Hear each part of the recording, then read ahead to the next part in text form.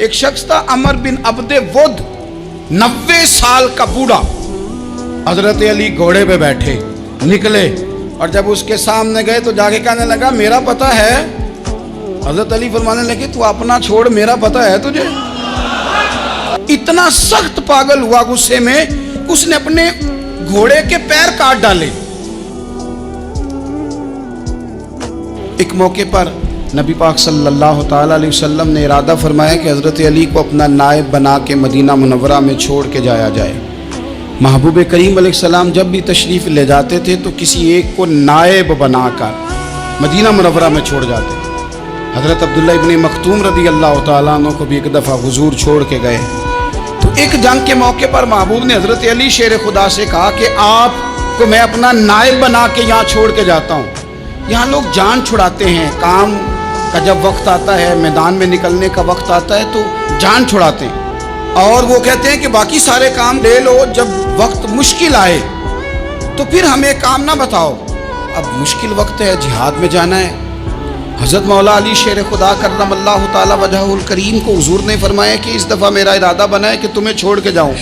تو حضرت علی کو چھوڑ کے جایا جا رہا ہے، ان کو مدینے میں رہنا ہے، میدان میں نہیں جانا.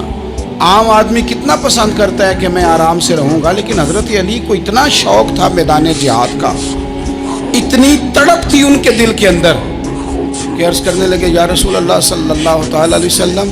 رو پڑے، کہنے لگے حضور ساری دنیا میدان میں جہاد کرے گی اور میں یہاں عورتوں اور بچوں کے پاس رہوں گا، میں یہاں عورتوں اور بچوں کے بیچ وقت گزاروں، حضور مجھے لے کے جائیں.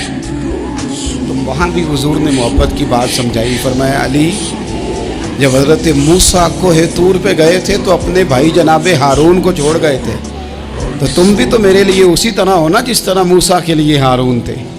لیکن فرمایا یہ یاد رکھنا میرے بعد نبی کوئی نہیں. حضرت موسیٰ بھی نبی ہیں اور جناب ہارون بھی نبی ہیں علیہم السلام، لیکن وہ انہیں چھوڑ کے گئے تھے، میں تمہیں چھوڑ کے جا رہا ہوں. کہ ایک بات اپنے ذہن کے اندر بٹھانا کہ میرے بعد کوئی نبی نہیں آئے گا. تو عزیز بھائی حضرت مولا علی شیر خدا کا جذبہ جہاد. اچھا پھر میں نے دیکھا ہے جس زمانے میں اور آپ رہ رہے ہیں، اس زمانے میں لوگ کمزور ہوتے جا رہے ہیں نفسیاتی طور پر. ڈری ڈری سی باتیں لوگ کرتے ہیں، سہمے سہمے سے جملے بولتے ہیں، اور یہ ہر بندے کا اپنا الگ ڈر ہے. دانشوروں نے لکھا ہے کہ غریب آدمی کا ڈر تھوڑا ہوتا ہے اور جو اونچے عہدے پہ چلا جائے اس کا ڈر، یعنی زیادہ ہاتھ اپوزیشن کے نہیں بندے ہوتے، حکومت کے بندے ہوئے ہوتے ہیں. لوگوں کو ساتھ لے کے اپوزیشن نے نہیں چلنا ہوتا، حکومت نے چلنا ہوتا. تو حکومت میں جب لوگ ہوتے ہیں تو ان کے اندر کمزوری آ جاتی ہے. جب آپ بڑے عہدے پہ چلے جاتے ہیں تو آپ کی مجبوریاں بھی بڑی ہو جاتی. ہر آدمی کہیں نہ کہیں کمزور پڑتا ہے. اور ہمارے ہاں تو لوگ ذرا بیمار ہو گئے تو گئے. اور آج کل جو سب سے بڑا مسئلہ ہے وہ یہ ہے کہ لوگ کیا کہیں گے، اور لوگوں نے بڑے بڑے لوگوں کو پاگل کر دیا ہے. بڑے بڑے لوگوں کو. ہمارے علماء نے ایک بات لکھی ہے کہ ایک دفعہ نا ایک استاد صاحب سبق پڑھانے کے لیے آئے تو طالب علموں نے ارادہ کیا کہ آج استاد جی کو بیمار کرنا ہے. یہ جو آپ کے مشیر ہوتے ہیں نا ارد گرد، ان کی پڑتال بھی بڑی ضروری ہوتی ہے کہ یہ خبر کون سی لے کے آ رہے ہیں اور یہ کس طرح سے گائیڈ کر رہے ہیں. ہمیں تنقید کرنے والا بندہ اچھا تو نہیں لگتا، لیکن تنقید کرنے والے جو ہوتے ہیں وہ ہمیں نکھارتے ہیں. وہ ہماری کمزوریاں جو ہمارے اپنے نہیں نکال سکتے وہ نکال کے ہمیں بتاتے ہیں کہ تم یہاں کمزوری کر رہے، اس کا نفع ہوتا ہے. طالب علموں نے ارادہ کیا ایک دفعہ، یہ ہم جو اتنی زیادہ توجہ کرتے ہیں نا لوگوں کی باتوں پہ، لوگ کیا کہیں گے. میں کئی دفعہ دوستوں سے عرض کرتا ہوں زیادہ وضاحتیں نہ دیا کریں، زیادہ وضاحتیں دینے سے بھی بندہ کمزور ہو جاتا ہے. ہر وقت کا انداز وضاحتوں کا اور ہر وقت دفاعی محاذ پہ نہیں کھڑے رہنا چاہیے. وہ ارادہ کر لیا لوگوں نے، طالب علموں نے، کہ استاد جی کو بیمار کرنا ہے. تو استاد صاحب چنگے بھلے اچھے بھلے صحت مند آئے، کلاس میں داخل ہوئے تو پہلا شاگرد کہتا ہے استاد جی خیر ہے، آنکھیں بڑی سرخ ہیں. میں چل دوڑ جا بیوقوف آدمی، میں بالکل ٹھیک ہوں، چل کلاس میں بیٹھ چل. تھوڑا سا آگے گئے تو دوسرا شاگرد، انہوں نے اب 10-15 نے ارادہ کیا ہوا تھا، دوسرا کہنے لگا خیریت ہے، بڑے کمزور کمزور لگ رہے ہیں. اس نے کہا میں بالکل ٹھیک ہوں، کمزور کا چل دوڑ جا اپنا کام کر. وہ تیسرے کے پاس گئے تو کہنے لگا استاد صاحب خیر ہے، آپ کے تو مجھے ہاتھ بھی کامتے دکھائی دے رہے. اس نے کہا اچھا واقعی. اب چوتھے نے بھی یہی بات کی، پانچویں نے یہی بات کی. تو آدھا گھنٹہ گزرا تو استاد جی کو سچ مچ بخار چڑھ گیا تو چھٹی پہ چلے گئے. کیوں؟ باتوں پہ توجہ ہے نا. لوگوں کے سامنے ہم लोगों की बातों के मुताबिक अपने मामलात को तरतीब देते हैं ना। कुछ लोग सोशल मीडिया देख के नजरिया कायम करते हैं, कुछ हवा देख के नजरिया कायम करते हैं। वो कायदे आज़म मोहम्मद अली जिन्ना की एक बात नहीं भूलती कि उन्होंने कहा था, हिंदू लीडर जो था जिसको लोग गांधी कहते थे, उससे कहा था तेरी और मेरी सियासत में फ़र्क है, तू लोगों का रुझान देख के फैसला करता है और मैं, कायदे आज़म कहने लगे, मैं फैसला करके लोगों का रुझान उधर कर दिया करता हूँ। ये कमाल होता है किसी शख्स का कि उसका अपना नज़रिया गालिब आए, बजाय इसके कि वो देखे आजकल लोग क्या कह रहे हैं तो लिहाजा मैं उस तरह का ढल जाऊँ। लोग तो एक वक्त के लिए कुछ कहते हैं, फिर अगले 4 घंटों में कुछ और कहते हैं। हज़रत मौला अली के मिजाज में इस्तकामत है। और जो लोग जो बहुत ज़्यादा प्रोपेगेंडा करते हैं, बहुत ज़्यादा किसी के बारे में बात करते हैं, उनका वो मिजाज नहीं, उनकी वो तबीयत नहीं, वो अपने हिसाब से फैसला करते हैं। एक शख्स था अमर बिन अब्दे वुद, 90 साल का बूढ़ा, लेकिन जब तलवार लेके मैदान में आता था तो 1000 आदमी के मुकाबले में लड़ता था। और लोग जगह जगह ये कहते थे, तू तो इस तरह है जिस तरह अमर बिन अब्दे वुद लोगों को डराता है, तो तू उस तरह हो गया। ये उसके इर्द गिर्द के लोग उसकी मिसालें देते थे। जंगे खंदक जब हो रही थी तो ये मुकाबले में आ गया। तो हज़रत अलीउल मुर्तज़ा शेर खुदा करमल्लाहु ताला वजहुल करीम भी तशरीफ़ फरमा थे। अब पूरे अरब के अंदर इसके बारे में ये कहा जाता था कि उससे ना लड़ो, वो तो खूनखार है, वो तो दरिंदा है, वो तो जंगली शेर की तरह आता है, वो तो काट खाने को दौड़ता है, उससे कौन लड़े। एक ख्याल था। और वो प्रोपेगेंडा बाजों का जितना ज़्यादा किसी के बारे में होता है कि मैं बच्चे लोग आते हैं ना बच्चा दम कराने के लिए, तो कहते हैं पीछा बड़ा ज़िद्दी है, किसी की बात नहीं मानता, बाकी बच्चे ठीक थे, ये तो बड़ा ही नालायक निकल आया है। तो मैं कहता हूँ कि आप इसके सामने ये वाली बातें ना करें, ये पक्का हो जाएगा कि मैं ज़िद्दी हूँ। तो आप ज़ेन बना रहे हैं इसका कि तो इस तरह का है। ज़ेन बना दिया लोगों ने कि अमर इब्न अब्दे वुद के मुकाबले में कोई नहीं आ सकता। खंदक में ये आया, इसने ललकारा मुसलमानों को, आओ वो तुम्हारी जन्नत किधर है जिसके बारे में तुम कहते हो कि हम शहीद होंगे, तो आओ मेरे मुकाबले में निकलो। जब इसने पहली दफा ललकारा, अभी बात खत्म नहीं हुई थी कि मौला अली तलवार लेके अल्लाहु अकबर कहते खड़े हो गए। हुजूर ने फरमाया बैठ जाओ। हजरत अली फिर बैठ गए। वो फिर पुकारा, उठो कोई मेरे मुकाबले में। तो मौला अली शेर खुदा फिर खड़े हो गए, फिर खड़े हो गए। हुजूर ने फरमाया बैठ जा। एक शख्स ने कहा अली ये अमर बिन अब्दे वुद हैं। फरमाया मुझे पता है। नहीं समझे आप बात, मैं आपको समझा के लाया हूँ पीछे से कि प्रोपेगेंडा करते हैं ना लोग, हो आगे ना जाना, यहाँ करंट बड़ा ज़्यादा है, वोल्टेज बड़े सख्त हैं, तू आगे ना बढ़ना। भाई क्या हो जाए, उठ बांध कमर क्यों डरता है, फिर देख खुदा क्या करता है। हजरत अली तीसरी दफा उसने कहा ना है कोई, तो हजरत अली फिर उठे। अब तो रसूल पाक सल्लल्लाहु ताला अलैहि वसल्लम ने थपकी दी। बाज़ जगह यह है कि हुजूर ने खुद तलवार थमाई, सर पे इमामा बांधा और हुजूर ने फतह याबी की दुआ फरमाई। हजरत अली घोड़े पे बैठे निकले और जब उसके सामने गए तो जाके कहने लगा मेरा पता है। हजरत अली फरमाने लगे तू अपना छोड़, मेरा पता है तुझे, मुझे तू जानता है। कहने लगा मैं 1000 के मुकाबले में अकेला लड़ता हूँ।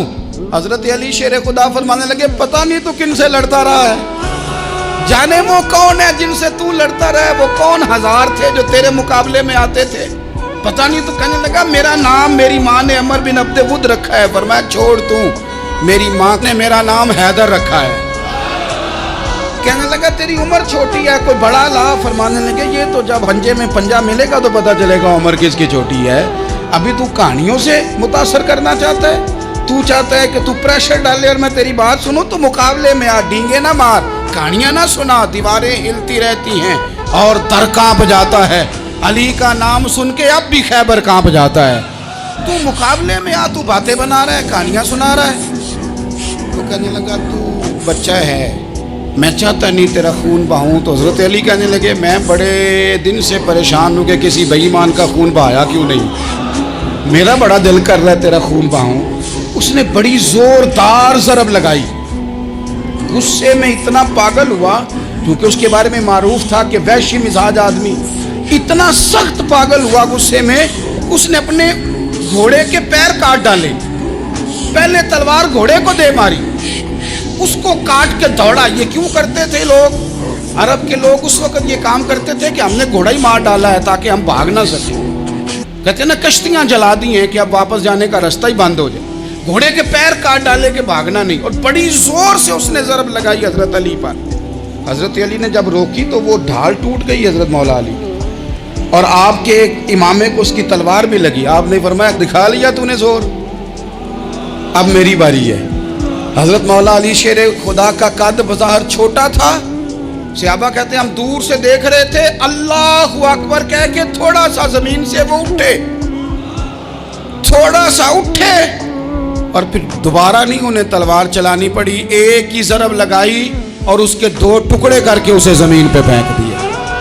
تو عزیز دوست, آپ یاد رکھیں گے اس بات کو کہ اپنی زندگی کے اندر مروب ہونا چھوڑ دیں. روب میں تاتاریوں نے مسلمانوں کو مروب کر لیا تھا, روب ڈال لیا تھا کہ ہم بہت بڑے لوگ ہیں. یہی آج ہمارے ساتھ بہت سارے لوگ کرتے ہیں. دلوں میں روب آ جاتا ہے, امیر رشتہ دار کا, فلانے کا, پھر وہ جو مرضی کرتا ہے. تاتاریوں کی ایک بی بی وہ کیا کرتی, وہ 9-10 مسلمان نوجوانوں کو سڑک پہ کھڑا کر جاتی. کہتی ادھر کھڑے ہونا, میرے آنے تک ہلنا نہ. جوان ہے لیکن روب ہے نا کہ یہ بڑے وحشی ہیں. اکیلی بی بی اندر جاتی, تلوار لے آتی, اور وہ کھڑے ہیں, وہ بھاگے بھی نہیں, اتنا ڈر گئے, ٹانگیں کانپ رہی, بھاگنے کی بھی جرت نہیں کر رہے. تسلی سے گئی ہے, تلوار لے کے آئی ہے, اور اس نے 9 جوان مسلمانوں کے گلے کاٹ دیے. اس روب سے نکلے باہر. نوجوانوں سے کہتا ہوں نکلو. اور جن لوگوں نے دنیا میں انقلاب برپا کیا وہ غریب گھروں کے تھے. وہ لوگ تھے کہ جو بظاہر کسی بڑے قبیلے سے نہیں تھے. ہم محنت کریں, تعلیم حاصل کریں, جد و جہد کریں, مشقت کریں, اپنی زندگی میں کچھ مقاصد کے حصول کے لیے آگے بڑھیں. اور اگر آپ کہیں کہ دائیں بائیں میرے فلاں آدمی مجھے یہ مشورہ دے رہا ہے, تو کچھ لوگ دنیا میں باتیں کرنے آئے ہیں, انہوں نے باتیں کرنی ہیں اور بڑا فائدہ ہوتا ہے. ان کو باتیں کر لینے دیں, ان کو کرتے رہنے دیں. کام کرنے والا بندہ کام کرتا ہے اور کرتا ہی چلا جاتا ہے, وہ منزل تک پہنچ جاتا ہے. تو حضرت علی کے مزاج میں دلیری ہے, ہمت ہے, ایک بات. اور دوسری بات دانائی, حکمت. یہ جو ہمارے فیصلے ہیں نا جذباتی, اور جناب آج فلانے نے یہ کہہ دیا تو میرا پروگرام یہ بن گیا, تو پھر کل کسی نے اور کچھ کہہ دیا تو میرا پلان اور بن گیا. میں سب سے زیادہ ان لوگوں کے حق میں پریشان ہوتا ہوں جو سویرے کچھ اور کہتے ہیں, دوپہر کو کچھ اور کہتے ہیں, شام کو کچھ اور کہتے ہیں. بھئی آپ کا کوئی نظریہ ہونا چاہیے, کوئی ویژن ہونا چاہیے زندگی میں, آپ کے اندر کوئی حکمت اور دانائی ہونی چاہیے. اس کے لیے کیا کرنے کی ضرورت ہوتی ہے؟ اس کے لیے ضرورت ہوتی ہے کہ آپ کا ذہن ایک طرف ہو. میرے اسا فرمایا کرتے تھے زندگی میں ایک کام کر لو پر صحیح کر کے کر لو. ہم نے تو سارے کام کرنے ہیں. آج کل ہر بندہ صحافی ہے, ہر بندہ تجزیہ نگار ہے, ہر بندہ سیاستدان ہے, ہر بندہ ہی مفتی ہے, ہر بندہ ہی جناب واعظ ہے, ہر بندے کے پاس ہی کچھ مسئلے. اس کا نقصان یہ ہے کہ کسی کے پاس بھی کچھ نہیں. وہ کسی درویش نے کہا تھا کہ جب سب لیڈر ہوں تو سمجھو کوئی لیڈر نہیں, کیونکہ سارے جو لیڈر ہو گئے. میرے عزیز, ایک طرف ذہن کو رکھیں اور اپنے اس کام میں کمال پیدا کریں. حضرت مولا علی شیر خدا کو اللہ نے حکمت دی تھی. نبی پاک صلی اللہ تعالی وسلم کے صحابی حضرت عبداللہ ابن مسعود رضی اللہ تعالیٰ عنہ فرماتے ہیں, امام ابو نعیم نے لکھا ہے کہ حضرت عبداللہ ابن مسعود فرماتے ہیں نبی پاک صلی اللہ علیہ وسلم نے فرمایا اگر حکمت کے 10 حصے کیے جائیں نا, دانائی کے 10 حصے کیے جائیں, تو اس میں سے 9 حصے اللہ تعالیٰ نے حضرت علی کو عطا فرمائے, اور ایک حصہ باقی لوگوں کو ملا ہے. دانا تھے, معاملہ فہم. کچھ بندے بڑے منافق قسم کے تھے, تو حضرت علی اذان ہو گئی تو وہ حضرت مولا علی شیر خدا کے پاس آ گئے. اذان ہو گئی, حضرت علی نے جماعت کرانی. ان کا خیال تھا کہ آج ہم نے جماعت لیٹ کرانی ہے کسی طریقے سے. ہم چونکہ زیادہ باتیں, میں دوستوں سے کہتا ہوں بہت زیادہ خبریں نہ دیکھا کرو, بہت زیادہ بھی چیزیں نہ سنا کرو. آپ تو میرے بھائی موبائل کے اندر چلے جائیں گے, پھر باہر کی دنیا تو اور ہے. تو تھوڑا باہر بھی نکلیں تصویروں سے, تھوڑا باہر بھی آئیں, دیگر معاملات بھی دیکھیں. ہمیں بڑے بڑے اچھے لوگ زندگی میں مل جائیں گے, لیکن ہم ان کے قریب نہیں جاتے. ہم دیکھتے نہیں کہ اصل بات کیا ہے, سنی سنائی چیزوں پر زیادہ گمان کرتے ہیں. اب حضرت علی چونکہ بڑے دانا تھے, مسلح پہ بڑھ رہے ہیں, جماعت کھڑی کرنی, اللہ اکبر کہہ رہے ہیں. بندوں کا خیال تھا نماز لیٹ کرانی ہے. نے فٹافٹ حضرت علی سے کہا کہ حضور ذرا وہ جانور تو بتائیے گا کتنے ہیں جو انڈے دیتے ہیں، اور ذرا وہ بھی بتائیے گا جو بچے دیتے ہیں۔ یہ اب کتنے کو بندہ جانور گنے، آہستہ آہستہ بندہ شمار کرے، ہو بکری جو ہے وہ بچہ دیتی ہے، مرغی انڈا دیتی ہے، اور گائیں جو ہے وہ بچہ دیتی ہے، اور بطخ جو ہے وہ انڈا دیتی ہے، بندہ تو یہ گننے لگ جائے۔ تو حضرت علی شیر خدا یہاں ہاتھ ہیں، فرمانے لگے گھر جا کے گن لینا، موٹی سی بات بتاتا ہوں، جن جانوروں کے کان باہر ہوتے ہیں وہ بچے دیتے ہیں، جن کے اندر ہوتے ہیں وہ انڈے دیتے ہیں۔ اللہ اکبر، نماز کی نیت باندھ لی، تم گننا گھر جا کے۔ موٹی سی بات بتا دیتا ہوں، وہ صاحب کہتے ہیں میں حضرت علی رضی اللہ تعالیٰ عنہ کو الجھانے آیا تھا، میں خود بڑا الجھ گیا۔ یہ کیا ماجرا ہے، کیا معمہ ہے کہ دو فکروں میں انہوں نے بات کو سمیٹا اور کمال کر دی۔ کہنے لگے گھر جا کے گننا، یہاں ٹائم نہیں، نماز کا وقت ہے، بس جن کے کان اندر ہے نا وہ انڈے دیتے ہیں، جن کے باہر ہیں وہ جا جا کے حساب کرنا۔ آپ ڈھونڈ لیں، تلاش کر لیں، چلے جائیں ماہرین کے پاس، پر شیر خدا شیر ہی ہے۔ حضرت مولا علی کے جملوں میں کمال ہے، ان کی تنہائی، ان کا تدبر، ان کی حکمت، ان کا فہم، ان کی فراست، ان کا کمال۔ ایک شخص بڑی دور سے آیا، اس نے کہا حضور مجھے نا لمبی باتیں یاد نہیں رہتی، دو باتیں بس بتا دیں میں عمل کروں تو زندگی بن جائے، دو باتیں۔ تو حضرت علی فرمانے لگے لمبی امیدیں نہ لگانا، لمبی امیدیں نہ لگانا، موت کا پتہ نہیں کب آ جائے گی۔ منصوبہ بندی ضرور کرنا آنے والی نسلوں کے لیے، اپنی ذات کے لیے لمبی امیدیں نہ باندھنا، یہ بھی کر لوں گا، یہ بھی کر لوں گا۔ ہم ریٹائر نہیں ہوتے زندگی بھر، پلان پہ پلان، پلان پہ پلان۔ تو اگر ہم پلان کر رہے ہوتے ہیں تو جو ہمارے نیچے ہوتے ہیں وہ ہمیں ریٹائر کرنے کا پلان کر رہے ہوتے ہیں۔ اولادیں تک والدین کو کمزور کرنے کے در پہ ہوتی ہیں کہ اب یہ ہٹے تو ہماری باری آئے۔ حضرت علی فرمانے لگے دو کام، ایک تو لمبی امید نہ باندھنا، اور دوسرا فرمایا اپنے نفس کی خواہش کی پیروی سے بچنا۔ دنیا میں رسوا وہ لوگ ہو جاتے ہیں جو اپنے نفس کی خواہش کی پیروی کرتے ہیں، وہ بزدل ہو جاتے ہیں جو خواہشات نفسانی کے پیچھے بھاگتے ہیں۔ یہ کام نہ کرنا، تو دانائی اللہ تعالیٰ نے انہیں دی۔